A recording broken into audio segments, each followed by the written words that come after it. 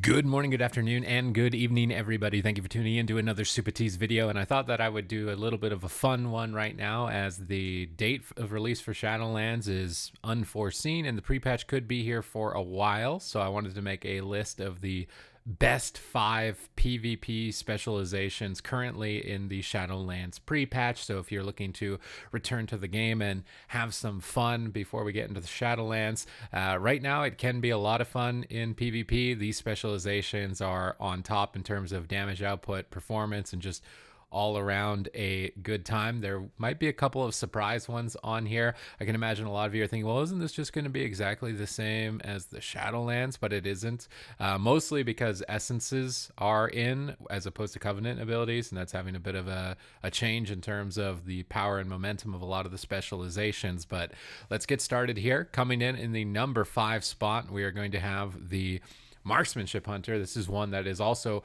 performing well in Shadowlands. However, I have it a little bit lower down on the list because the main reason this specialization is strong is because you start from camouflage with double tap aim shot. And if these crit and you're very well geared, you will likely kill a target almost immediately off of just that alone into some chimera shots. It's a specialization that is just doing a ton of burst damage. It has good avoidance with disengage, however not the best, which is why it only comes in at number 5 on my top 5.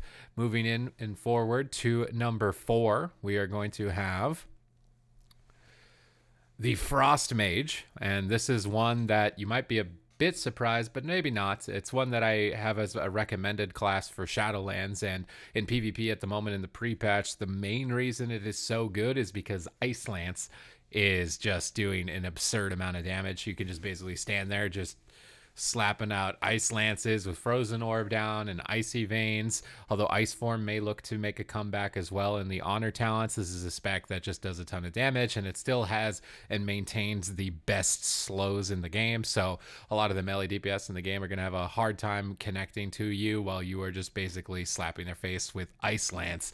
This is a specialization that comes in at number 4, and one of the main reasons is that it doesn't really have the ability to heal and recover, with temporal shield gone for Frost Mage and Alter Time not available yet. Moving into Shadowlands for Frost Mage, it can be a bit squishy, which is why it only comes in at number 4 in this top 5.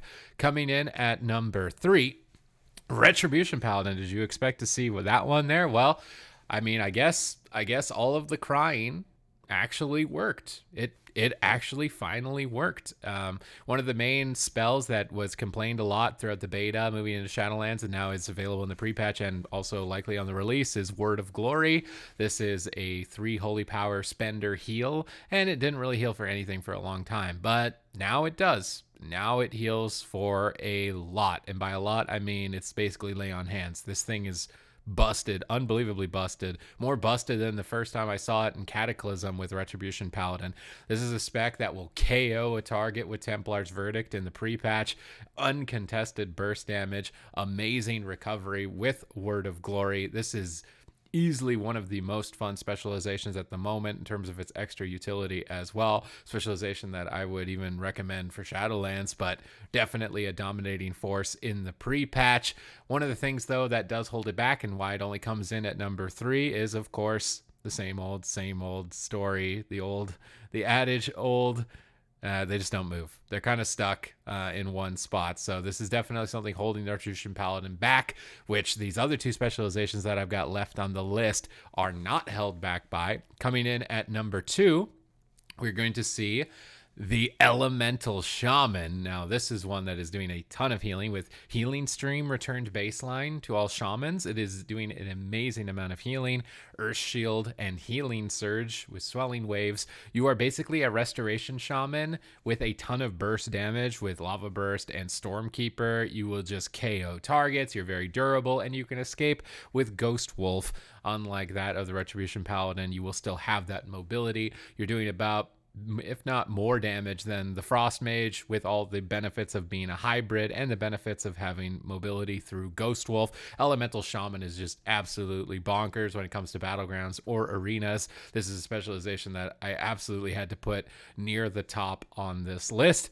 However, it does not come in at the number 1 spot. That number 1 spot is reserved for a specialization that Can you guess it down in the comments down below? Or is it going to be a surprise? Is it the expected or the unexpected coming in at number 1? Well, unfortunately, I think this one's a little bit expected, but it's between two. I can imagine you're thinking it's between two. It's going to be the Subtlety Rogue. And you might be wondering why the Shadow Priest didn't come in at number 1, wasn't even on the top 5. In my mind, this is currently a very bursty build.